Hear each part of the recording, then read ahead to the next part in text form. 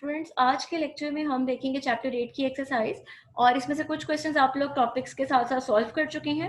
आज हम वो क्वेश्चंस देखेंगे जिनके लिए आपको या तो हिंट की जरूरत है या कुछ कन्वर्जन्स वगैरह हम देखेंगे। तो आप तरतीब से मार्क कर लीजिए कि कौन कौन से क्वेश्चन हैं जो हम क्लासेस में सॉल्व कर चुके हैं और कौन से हैं जो आपको बुक से मिल चुके हैं, क्योंकि मैं सिर्फ उन्हीं उन्हीं को डिस्कस करती जाऊंगी जिनमें मेरा ख्याल है कि आपको कुछ ना कुछ डिफिकल्टी हो सकती है। तो इसमें हम देखते हैं क्वेश्चन नंबर 7 का ए पार्ट। इसमें इस तरह का मैंने आप लोगों को पहले भी क्वेश्चन दिया था, तो उसमें कुछ क्वेश्चन स्टूडेंट्स का ये क्वेश्चन था कि इसमें करना क्या है। तो देखिए आपको इस क्वेश्चन में क्या दिया गया है, write down the structural formulas for all the isomeric hexane and name them according to IUPAC system. आपने देखें आपको यहाँ दिया गया है हेक्सेन यानी 6 कार्बन कंटेनिंग सिंगल बॉन्ड पर मुश्तमिल आपको कंपाउंड दिया गया है। आपने इसकी जितने पॉसिबल स्ट्रक्चर्स हो सकते हैं ऐसा कंपाउंड जिनमें कार्बन एटम 6 हो और सिंगल बॉन्ड हो, आपने वो सारी पॉसिबल आइसोमर्स को लिखना है और आपने उन सबकी नेमिंग क्या करनी है, IUPAC सिस्टम के अकॉर्डिंग करनी है। ठीक है, तो ये कोई मुश्किल क्वेश्चन नहीं है, आपने सिंपली इसमें ड्रॉ करना है और ड्रॉ करने के बाद अगर आपको इसमें कोई कंफ्यूजन हो तो आप मेरे से लेक्चर में डिस्कस कर सकते हैं। इसके बी पार्ट को देखते हैं। बी पार्ट में आपको कुछ ऐसे नेम्स दिए गए हैं जिनकी नेमिंग इनकरेक्ट वे में की गई है। आपने पहले उन इनकरेक्ट नेम्स वालों के स्ट्रक्चर लिखने हैं। जब आप स्ट्रक्चर लिखेंगे तो आपको पता लगेगा कि यहाँ करेक्शन कहाँ पाई जा रही है और आपने उसके बाद करेक्शन के बाद करेक्ट वे में उनका नेम लिखना है। इसमें भी मैं आपको एक समझा देती हूँ, बाकी आप खुद करेंगे और जहां कहीं आपको डिफिकल्टी होगी आप उसको मार्क करेंगे और कल मेरे से उसको लेक्चर में डिस्कस करेंगे।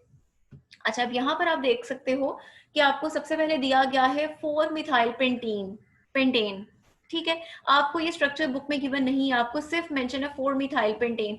तो आप नेम के अकॉर्डिंग क्या करेंगे, आप पेंटेन यानी 5 कार्बन एटम्स बनाएंगे और उसके साथ आप क्या लगाएंगे, उनके अकॉर्डिंग ही कार्बन नंबर 1 2 3 4th पोजीशन पे आप क्या लगा देंगे, मिथाइल।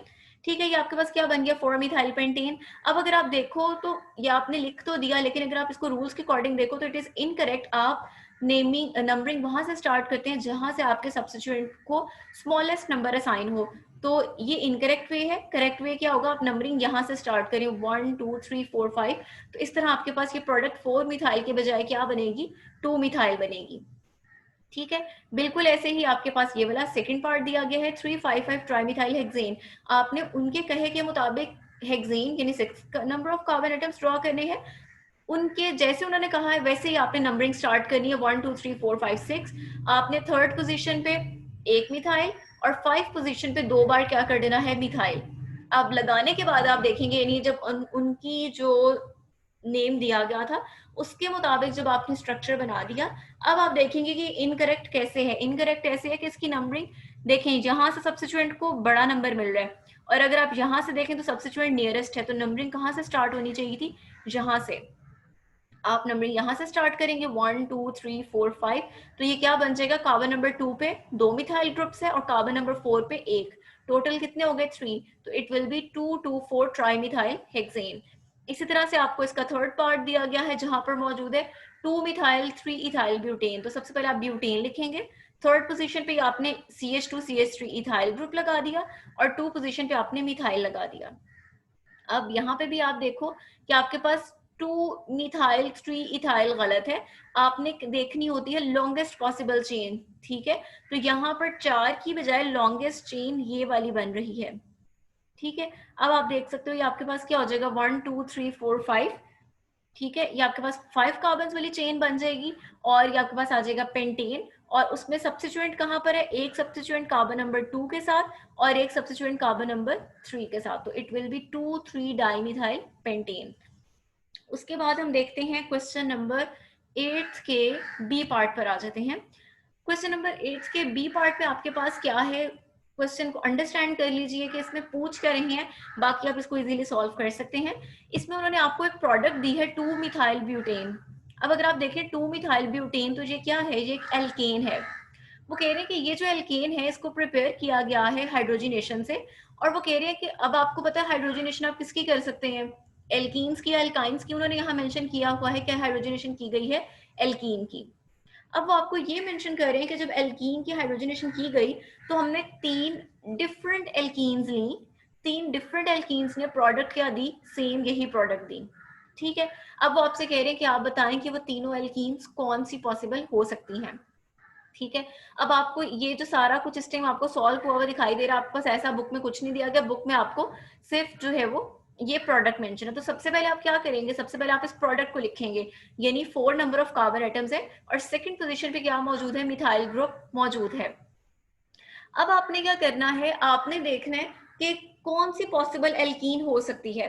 अब देखें, आपके पास जो एल्कीन होगी, लाजमी बात है वो ब्यूटीन ही होगी। ठीक है, आप तभी हाइड्रोजनेशन करते हैं जब आप उसके अंदर पॉसिबिलिटी हो कि आप उसके अंदर हाइड्रोजन ऐड कर सकें। तो हमारे पास, हम इसी तरह का स्ट्रक्चर जो है लिख लेंगे।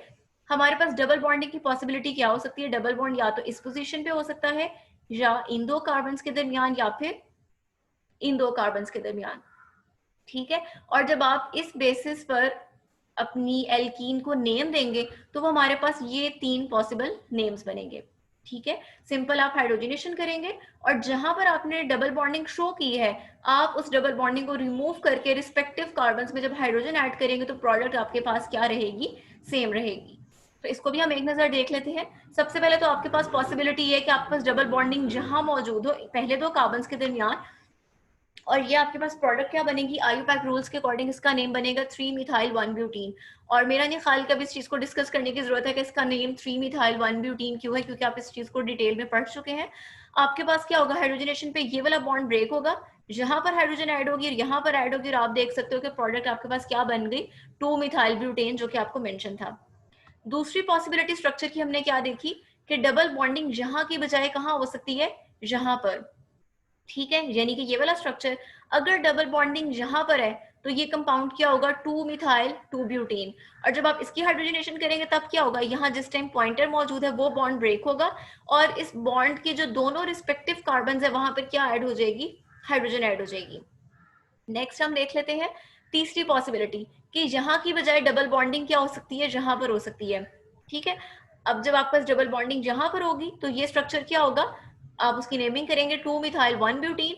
और इसमें भी जब आप हाइड्रोजनेशन करेंगे तो इस टाइम जहां पॉइंटर मौजूद है ये वाला डबल बॉन्ड ब्रेक हो जाएगा और रिस्पेक्टिव कार्बन पर क्या ऐड हो जाएगी, हाइड्रोजन। तो आप देख सकते हो कि हमारा रिएक्टेंट डिफरेंट है, हमारी एल्कीन्स तीनों केसेस में डिफरेंट है, लेकिन हमारी प्रोडक्ट क्या आ रही है, सेम आ रही है। अगेन आपने यहाँ इस बात का ख्याल रखना है, आपने ऐसा नहीं करना कि आप यहाँ डबल बॉन्ड भी डाल दें और यहाँ आपने CH3 ही लिखा हो। वो मैंने आपको जैसे बताया आपने वैसे ही करना है। मैंने आपको ऑलरेडी कई दफा ये बात बताई है कि सबसे पहले आप नंबर ऑफ कार्बन आइटम्स लिखा करें, डबल बॉन्डिंग मेंशन किया करें, अगर कहीं ट्रिपल मेंशन करने की जरूरत हुआ करे तो उसको किया करें, और उसके बाद नंबर ऑफ हाइड्रोजन उतनी लगाया करें जितने नंबर ऑफ बॉन्ड्स वहां पर लेस हैं। ठीक है, तो आपने इसमें ये मिस्टेक नहीं करनी कि आप सिंपली ये स्ट्रक्चर लिखा है तो आप यहाँ डबल बॉन्ड डाल दें, यहाँ ट्रिपल डाल दें और हाइड्रोजन को आप देखिए ही ना। आपने हाइड्रोजन देखनी है जहां डबल बॉन्ड बना रही है वहां पर आपने उसी हिसाब से हाइड्रोजन लिखनी है कि कभी भी कार्बन के बॉन्ड आपने 4 से ज्यादा नहीं बनाने। तो ये आपके पास क्वेश्चन नंबर 8 का बी पार्ट है। इसमें भी अगर आपको स्टिल अगर कुछ पूछना चाहें तो आप पूछ सकते हैं।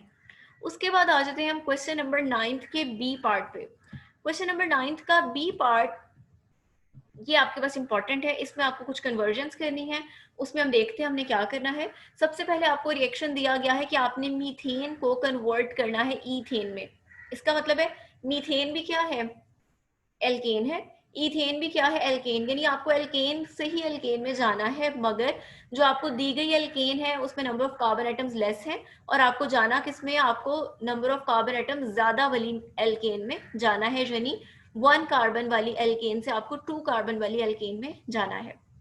तो कन्वर्जन्स में सबसे पहले तो ये अंडरस्टैंड किया करें कि आपको रिक्वायरमेंट क्या है, आप प्रोडक्ट क्या बनाना चाहते हैं, उसी के अकॉर्डिंग आप डिसाइड करेंगे कि आपको कौन सा रिएक्शन यूज करना है।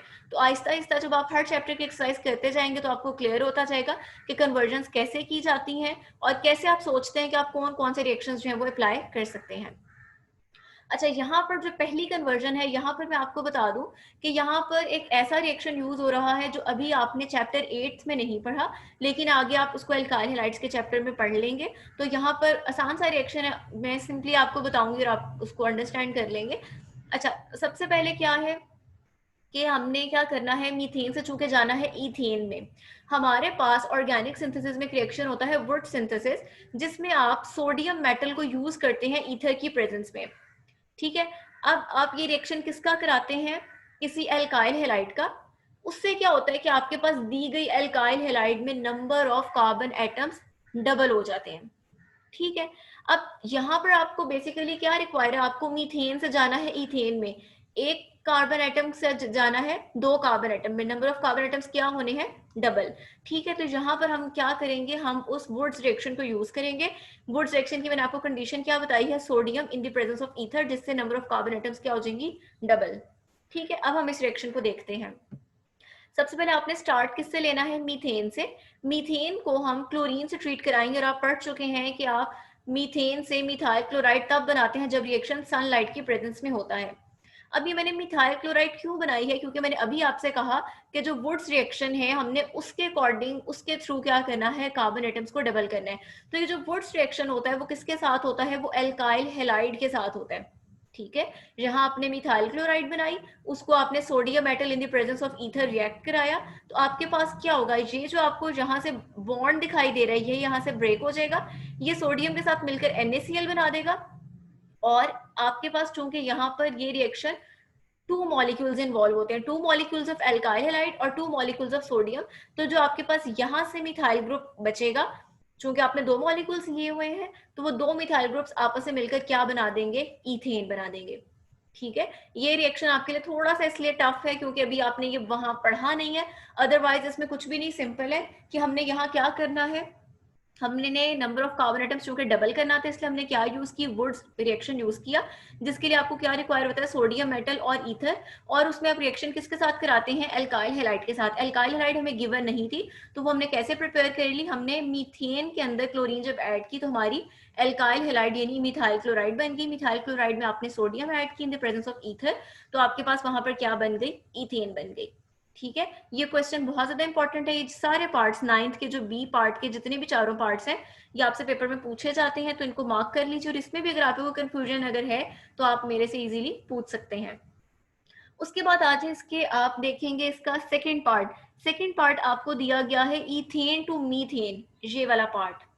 ठीक है, अब क्या हो गया, इसका ऑपोजिट हो गया, नंबर ऑफ कार्बन एटम्स दो दिए गए हैं और उससे आपने किस में जाना है, एक कार्बन एटम वाले में, यानी नंबर ऑफ कार्बन एटम क्या करने हैं, लेस करने हैं।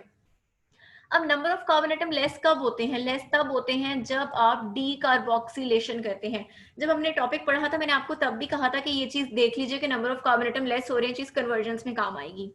ठीक है, अब हम डायरेक्टली डी कार्बोक्सिलेशन के स्टेप पे तो नहीं जा सकते, अगर आप अपनी आसानी के लिए एल्केन्स का टॉपिक खोलें और वहां डी कार्बोक्सिलेशन जो हमने सोडा लाइम के साथ पढ़ी थी वो जरा ओपन कीजिए, वहां पर आप देखेंगे कि आपके पास प्रोडक्ट में मीथेन तो आ रही है, लेकिन वहां पर एक इंपॉर्टेंट चीज आप देख रहे हैं कि आपको जो प्रोडक्ट सॉरी जो रिएक्टेंट चाहिए, वहां पर रिएक्टेंट आपको चाहिए sodium salt of carboxylic acid. ठीक है, अच्छा अब इसका मतलब ये है कि मीथेन बनाने के लिए हमें sodium salt of carboxylic acid चाहिए, ये किसी तरह रिएक्टेंट हमें क्या करना है, प्रिपेयर करना है, ये प्रिपेयर हो जाएगा तो आगे हमें कंडीशंस पता है कि हम सोडा लाइम के साथ उसको ट्रीट करेंगे, तो हमारे पास क्या आ जाएगा, हमारे पास मीथेन और साथ में सोडियम कार्बोनेट आ जाएगा। ठीक है, यानी ये रिएक्शन आपको पता है, पॉइंट ये है कि आप sodium salt of carboxylic acid कैसे प्रिपेयर करोगे, यूजिंग ईथेन। स्टार्ट तो हम ईथेन से कर रहे हैं ना, तो आपने क्या करने हैं, डिफरेंट स्टेप्स यूज करने हैं। अगेन वही बात के स्टेप्स आप पढ़ चुके हैं, सिर्फ आपने उन स्टेप्स को क्या करना है, आपने खुद सोचना होता है कि मैं कौन सा स्टेप यूज करूंगी, ये प्रोडक्ट आएगी, इससे फर्दर ये आएगा और हम इस पॉइंट तक पहुंच के इसकी कन्वर्जन कर सकते हैं। ठीक है, अब आप स्टार्ट कहाँ से लेंगे, इथेन से। इथेन में अगर आप इथेन के अंदर आप हेलोजन ऐड करें, आपने कंडीशंस याद रखनी है। अब इथेन क्या है, चूंकि एक एल्केन और एल्केन की हेलोजनेशन की कंडीशन आपने क्या पढ़ी थी, सनलाइट। सनलाइट के प्रेजेंस में क्या बना देगा, इथाइल क्लोराइड। अच्छा, इथाइल क्लोराइड की अगर आप पोटेशियम हाइड्रोक्साइड और एक्वस मीडिया में इसको ट्रीट करें तो आपके पास बनती है एल्कोहल बनती है। ठीक है, इथाइल एल्कोहल बनती है। अब आपके पास एक और चीज, ये थोड़ी सी आपको ये डिफिकल्टी आएगी क्योंकि अभी आपने सब चीजें पढ़ी नहीं है, लेकिन आपको ऐसे ऐसा फिंगर टिप्स पे हो जाएंगी। आप लोग जब भी एल्कोहल्स की ऑक्सीडेशन करते हैं, ये मैंने आपको एल्केन्स की कैटालिटिक ऑक्सीडेशन भी बताया था कि जब भी आप एल्कोहल्स की ऑक्सीडेशन करते हैं तो आपके पास एल्डिहाइड बनती है, और जब एल्डिहाइड की फर्दर ऑक्सीडेशन की जाती है तो आपके पास कार्बोक्सिलिक ग्रुप बनता है। ठीक है, तो सिमिलरली आपके पास वही चीज है कि आपके पास एल्कोहल आ गई, जब आपने एल्कोहल की ऑक्सीडेशन की in the presence of oxidizing agent, potassium dichromate and sulphuric acid, तो आपके पास क्या बन गया, उन्होंने आपको सिंगल स्टेप में ही मेंशन कर दिया है कि ये OH ग्रुप किससे रिप्लेस हो गया, डबल OH ग्रुप से, COOH ग्रुप से, यानी कि कार्बोक्सिलिक ग्रुप से। जब आपके पास कार्बोक्सिलिक एसिड बन गया तो आपने क्या करना है, उसमें सोडियम ऐड की, क्योंकि हमारी रिक्वायरमेंट ये थी ना, हमें ये चाहिए, आपने इसमें ऐड किया तो आपके पास क्या बन गया, sodium salt of carboxylic acid. और अब ये आपके पास सेम वो रिएक्शन आ गया जो आपकी बुक में मेंशन है ऑलरेडी, कि sodium salt of carboxylic acid को जब आप सोडियम हाइड्रोक्साइड और क्विकलाइम के प्रेजेंस में हीट करते हैं तो आपके पास मीथेन और सोडियम कार्बोनेट बनता है। ठीक है, तो अब आप देख सकते हैं कि ये हमें रिएक्शन पता था, लेकिन हमें क्या रिक्वायर्ड था, हम ये चाह रहे थे इसको बनाना। हमने इसको बनाने के लिए क्या किए, ये सारे स्टेप्स किए। ठीक है, तो ये आपके पास इसकी कन्वर्जन थी। अगेन अगर इसमें आपको अभी भी कोई कंफ्यूजन है तो आप इसको पूछ सकते हैं। उसके बाद हम देखते हैं, इसका आपको सेकेंड पार्ट दिया गया है एसिटिक एसिड टू ईथेन। अच्छा, एसिटिक एसिड टू ईथेन जो आपने जाना है,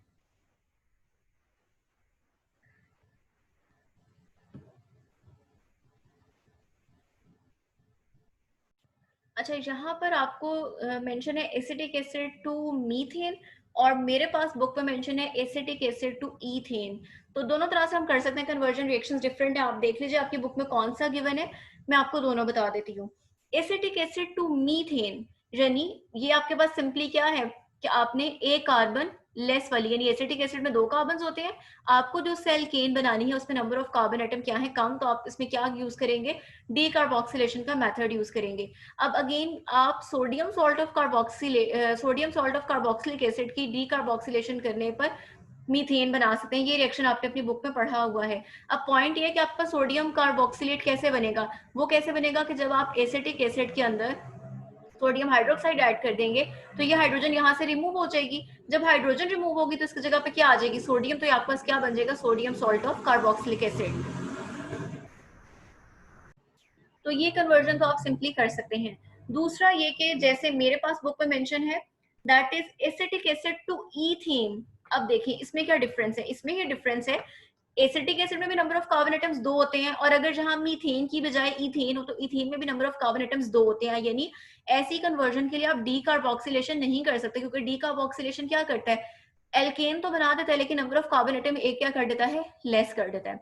आपको क्या चाहिए, आपको ऐसा रिएक्शन चाहिए जो एसिटिक एसिड को वापस रिड्यूस करके एल्केन भी बना दे और नंबर ऑफ कार्बन एटम्स भी क्या रहे, सेम रहे। इसके लिए जो रिएक्शन है वो भी आपने नहीं पढ़ा, वो आप यू पढ़ेंगे कार्बोक्सिलिक एसिड्स के चैप्टर में। आप उसके लिए देख सकते हैं अपनी बुक्स में पेज 257 250, अगर आपकी बुक्स के पेज नंबर मेरी बुक के पेज नंबर जैसे हैं तो आपको इजीली मिल जाएगा। वैसे मैं आपको बता देती हूँ, ये आपके पास चैप्टर 13 में एसिटिक एसिड के टॉपिक से ऊपर दिया गया है, जहां पर आपको रिएक्शन में CH3COOH इस तरह से एसिटिक एसिड दिया गया है, प्लस जहां पर मेंशन किया गया है हाइड्रोजन आयोडाइड, उसके 6 मॉलिक्यूल्स। रिएक्शन होने पर आपको प्रोडक्ट क्या मिलती है, ईथेन, और साथ में आपके पास वाटर मॉलिक्यूल्स और हाइड्रोजन, और रिएक्शन का जो कैटालिस्ट होता है वो होती है फास्फोरस। ठीक है, अब यहाँ पर आपको लग रहा होगा कि ये हम कुछ चीजें आगे की क्यों पढ़ रहे हैं, तो बेसिकली कन्वर्जेंस इंटर रिलेटेड होती है। ठीक है, तो साथ साथ करवाने का मकसद है कि आपको आइडिया हो जाए कन्वर्जेंस होती कैसे है। हम जब सारी ऑर्गेनिक केमिस्ट्री कर लेंगे तो हम उसके बाद भी ओवरऑल जनरल इन सारी कन्वर्जेंस को ओवरऑल डिस्कस करेंगे, तब आपको आइडिया हो जाएगा कि कोई रिएक्शन आपने चाहे किसी भी चैप्टर में पढ़ा हो वो किसी भी कन्वर्जन में अप्लाई हो सकता है। तो ये मैंने आपको दो बता दिए, एसिटिक एसिड टू मीथेन भी आप जा सकते हैं और एसिटिक एसिड टू ईथेन भी जा सकते हैं, दोनों की कंडीशंस में फर्क है। फोर्थ आपको दिया गया है मीथेन टू नाइट्रोमीथेन, ये सिंपली आपकी बुक्स में गिवन है, आप खुद कर सकते हैं, जहां पर आपने एल्केन्स के अंदर HNO3 की एडिशन, नाइट्रो ग्रुप की एडिशन पढ़ी थी। उसके बाद आ जाते हैं क्वेश्चन नंबर 11 के पार्ट ए और बी पर। क्वेश्चन नंबर 11 का पार्ट ए और बी ये नोमेनक्लेचर से रिलेटेड है, और ये आप लोग सॉल्व करेंगे, खुद करेंगे। इसके लिए आपने सिंपली क्या करना है, आपने इसके लिए जो आपने नोमेनक्लेचर पढ़ा था एल्कीन का और एल्काइंस का, ठीक है, आपने उन दोनों को फॉलो करना है, उनके रूल्स ओपन करने हैं, उसके अकॉर्डिंगली आपने इन दोनों पार्ट्स को सॉल्व करना है। उसके बाद आ जाते हैं क्वेश्चन नंबर 13 के ए पार्ट पर। क्वेश्चन नंबर 13 के ए पार्ट में आपको क्वेश्चन नंबर 13 सिंपली मैं इसमें आपको हिंट्स दूंगी क्योंकि ये भी आपको बुक से मिल जाएगा। देखिए क्वेश्चन में आपसे कह रहे हैं कि write down chemical equations for the preparation of propene from the following compounds. यानी आपने ये क्या करना है, प्रोपीन प्रिपेयर करनी है। अब आप देखें प्रोपीन क्या है, एल्कीन है, ठीक है।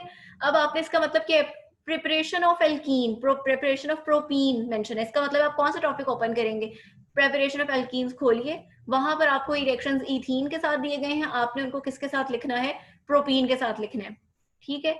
किन के साथ, किन के लिए लिखना है, जब आपका रिएजेंट ये वाला हो, ये वाला रिएजेंट हो और ये वाला रिएजेंट हो। यानी आपने एक मेथड पढ़ा था कि आप एल्कोहल से एल्कीन कैसे बना सकते हैं, तो यहाँ देखिए उन्होंने आपको प्रोपेनॉल दी है, आपने प्रोपेनॉल को यूज करते हुए क्या करना है, प्रोपीन बनानी है, ठीक है। अब आपने खुद देखना है कि ये वन प्रोपेनॉल है, यानी प्राइमरी है, सेकेंडरी, टर्शरी, आप कौन सी कंडीशन यूज करेंगे, ये आप सॉल्व करेंगे, और तीनों पार्ट्स इसके, ए पार्ट के तीनों पार्ट्स, ठीक है।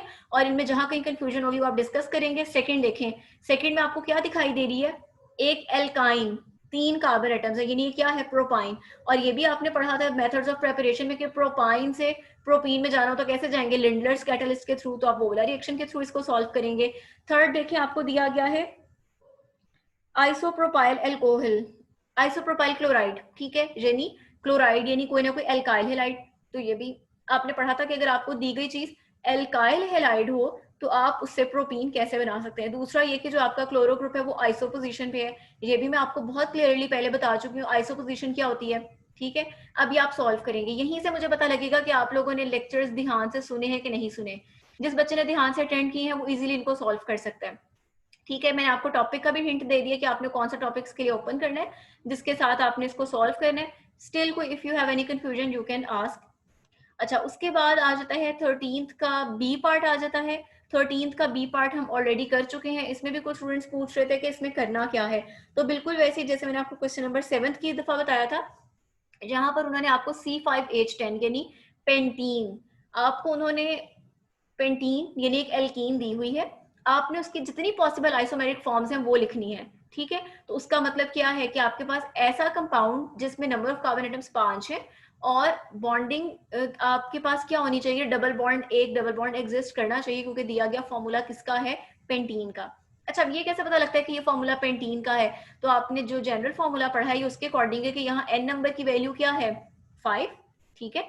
आपने जनरल फॉर्मूला एल्कीन का क्या पढ़ा था, CnH2n, तो अगर आप 2 को मल्टीप्लाई कर दें 5 से तो वो क्या आ जाएगा, 10। तो ये आपकी चीज क्या थी, एल्कीन थी। तो आपने उसके पॉसिबल स्ट्रक्चर्स लिखने हैं। इस तरह बेसिक फ्रेमवर्क पहले आपने ड्रॉ कर लेना है। ड्रॉ करने के बाद यहाँ हाइड्रोजन मेंशन नहीं है, लेकिन आपने क्या करनी है, हाइड्रोजन मेंशन करनी है। और हाइड्रोजन मेंशन करने के बाद जो प्रोडक्ट्स बनी है आपने उनके नेम्स भी मेंशन करने हैं, ठीक है। ये हमने पहले भी टॉपिक के साथ भी डिस्कस किया था, लेकिन अगर किसी ने तब सॉल्व नहीं किया था तो इसको कर लीजिए, और इसमें भी अगर आपको कुछ कंफ्यूजन है तो आप पूछ सकते हैं। उसके बाद आपके पास आ जाता है क्वेश्चन नंबर 14 का ए पार्ट।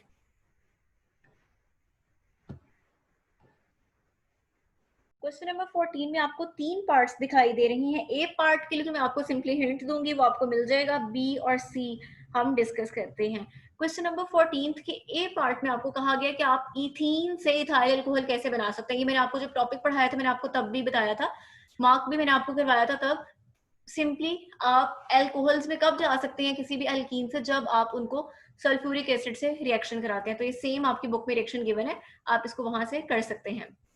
अच्छा, बी पार्ट पर आते हैं। बी पार्ट को अंडरस्टैंड कीजिए। आपको कह रहे स्टार्टिंग फ्रॉम इथीन, यानी आपका रिएक्टेंट क्या होगा, इथीन, और उससे आपने क्या क्या बनानी है जो उन्होंने आपको प्रोडक्ट्स दिए हैं पार्ट 1, 2, 3 एंड 4 में, ठीक है। अब इसका मतलब ये है कि आप इसको क्या करेंगे, इथीन से आप रिएक्ट कराने लगे, इथीन के रिएक्शंस हैं बेसिकली। स्टार्टिंग फ्रॉम इथीन का मतलब क्या है, इथीन क्या होगा, एज आपके पास रिएजेंट है, एज अ रिएक्टेंट है, ठीक है। तो इस तरह के रिएक्शंस को सॉल्व करने के लिए आप कौन सा पार्ट खोलेंगे, अपने एल्कीन्स के टॉपिक का, जो एल्कीन्स के रिएक्शंस का पार्ट है वो खोलेंगे, ठीक है। अब ये भी सिंपल है, मैं आपको इसमें क्लू देती जाऊंगी, आपको इजीली आइडिया हो जाएगा। अब देखें, सबसे पहले उन्होंने आपको कहा है 1,2 डाइब्रोमोइथेन। 1,2 डाइब्रोमोइथेन आपने कब प्रिपेयर की थी, जब आपने एल्कीन की ब्रोमिनेशन की थी, उसके अंदर हैलोजन ऐड किया था इन the presence of carbon tetrachloride, और तब आपके पास प्रोडक्ट बनी थी। आपने पढ़ा था कि विसिनल डाइहेलाइड बनता है। तो ये कौन सा विसिनल डाइहेलाइड बन रहा है, कार्बन नंबर 1 और 2 पर है, तो इट विल बी 1,2 डाइब्रोमोइथेन। अब आप देखेंगे सिंपली आपकी बुक में मौजूद है, सिर्फ आपको फाइंड करना है कि ये चीज कहाँ दी गई है। या आपके पहले चैप्टर की एक्सरसाइज थी, यानी पहला ऐसा चैप्टर आया था इसलिए मैं आपको करवा रही हूँ इतना डिटेल में। जब आपके आगे चैप्टर्स आएंगे तो जो फाइंड करने वाली चीजें हैं वो आप टोटली खुद ही फाइंड किया करेंगे। मैं सिर्फ आपको वो चीजें कराऊंगी जो कि आपको बिल्कुल भी नहीं बुक में स्ट्रेट फॉरवर्डली नहीं मेंशन। ठीक है। अच्छा, दूसरा देखें, इथीन से इथाइलिन ग्लाइकोल। अब इसमें भी आपको पता है आपने कौन सा ऐसा रिएक्शन पढ़ा था कि जहां रिएक्टेंट में इथीन थी और उसे इथिलीन ग्लाइकोल बन रही थी, तो वो आपने KMNO4 वाला रिएक्शन पढ़ा था। ठीक है, तो ये आपके पास आ जाएगा सिंपल KMNO4 का रिएक्शन।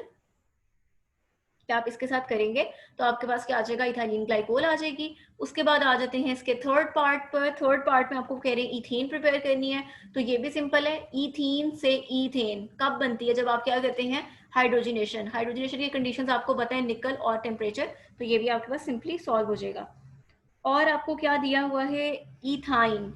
इथाइन में आप कैसे जाएंगे, इथाइन में आप कैसे जाएंगे, सबसे पहले आप जब अगर आप इसमें ब्रोमीन ऐड कर दें तो आपके पास क्या बन जाएगा, विसिनल डाइहेलाइड। और जब विसिनल डाइहेलाइड को आप KOH अल्कोहलिक मीडियम में ट्रीट करें तो आपके पास क्या होगा, ये दो स्टेप्स में आपके पास रिएक्शन होगा। पहले स्टेप में KBr निकलेगा और दूसरे स्टेप में यहां से KBr रिमूव हो जाएगा। ये अगर आप यहाँ पे देखें तो आपको ज्यादा क्लियर हो जाएगा कि सबसे पहले आपको इथीन दी गई है, उसमें अगर आप ब्रोमीन ऐड करें, ये वाला बॉन्ड ब्रेक होगा, एक ब्रोमीन यहाँ ऐड हो जाएगी, दूसरी ब्रोमीन यहाँ ऐड हो जाएगी, यानी आपके पास कुछ ये वाला स्ट्रक्चर आ जाएगा। जब आप इसकी KOH अल्कोहलिक मीडिया में ट्रीट करेंगे तो आपके पास क्या होगा, सबसे पहले आपके पास एक ब्रोमीन यहाँ से रिमूव हो जाएगी, ठीक है, और यहाँ पर आपके पास क्या आ जाएगा, डबल बॉन्ड आ जाएगा। ठीक है, और नेक्स्ट स्टेप में आपके पास क्या होगा, दोबारा जब आप इसको ट्रीट कराएंगे तो आपके पास दूसरी ब्रोमीन भी यहाँ से रिमूव हो जाएगी और आपके पास यहाँ पर क्या आ जाएगा, आपके पास यहाँ पर ट्रिपल बॉन्ड आ जाएगा। ठीक है, तो इस तरह से आप बता सकते हैं कि आपके पास दो स्टेप में अगर आप एल्कोहलिक के साथ उसको ट्रीट कराएंगे तो आपके पास क्या बन जाएगी, इथाइन बन जाएगी। नेक्स्ट हम देखेंगे इसका सी पार्ट। सी पार्ट में आपको क्या कन्वर्जन करनी है, आपको चेंज करना है 1 ब्यूटीन को 1 ब्यूटाइन में, 1 प्रोपेनोल से आपने बनानी है हेलोहाइड्रिन बनानी है। अच्छा, अब इसको सबसे पहले देखते हैं 1 butene to 1 butyne. 1 butene to 1 butyne, अब इसमें देखो आपके पास उलट है, आप कोई हाइड्रोजनेशन वाला काम नहीं यहाँ कर रहे कि आपने एल्काइन से एल्कीन में जाना है, यहाँ डबल से ट्रिपल यानी मजीद अनसेचुरेशन की तरफ आपने जाना है। ठीक है, अब आप लोगों ने याद करें कि आपने मेथड पढ़ा था कि आप KOH और विसिनल डाइहेलाइड यूज करते हुए आपने पढ़ा था कि आपने इनकी हेलोजिनेशन करा KOH की प्रेजेंस में, इसमें से आप KBr रिमूव कर सकते हो। ठीक है, और वहां आपने पढ़ा था कि आपके पास एल्काइन बनती है।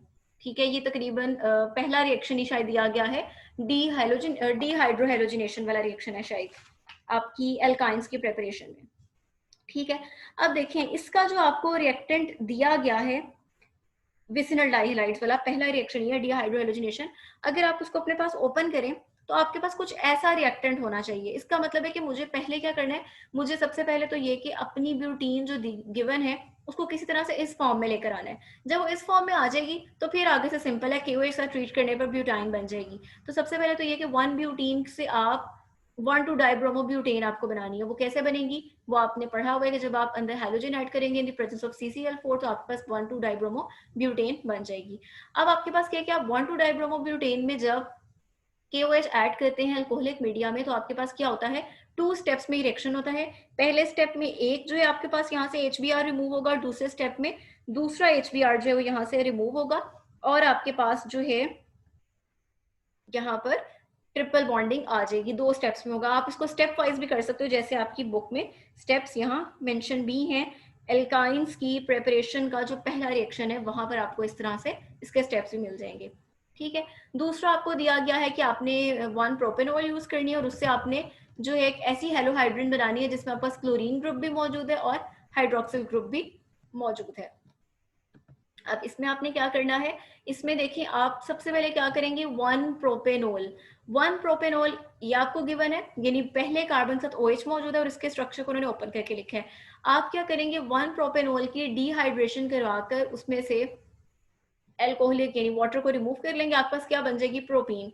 और प्रोपीन्स के रिएक्शन में आपने पढ़ा था कि जब आप प्रोपीन्स को हाइपोहेलस एसिड से ट्रीट कराते हैं तो आपके पास हेलोहाइड्रिन बनती है, यानी ऐसा कंपाउंड जिसके अंदर आपको क्लोरीन भी यानी अल्काइल हैलाइड भी दिखाई दे रहा होता है और एल्कोहलिक ग्रुप भी OH भी दिखाई दे रहा होता है। नंबरिंग आप यहाँ से स्टार्ट करेंगे तो ये आपके पास क्या हो जाएगा, 1 क्लोरो 2 और टोटल क्या है 3 कार्बन एटम्स है, तो आपका क्या आ जाएगा प्रोपेनॉल। तो यहाँ तक हमने क्वेश्चन नंबर 14 तक सारे पार्ट्स कवर कर लिए हैं। अब आपने ये आपके तक यहाँ से सारा कुछ सॉल्व हो चुका है।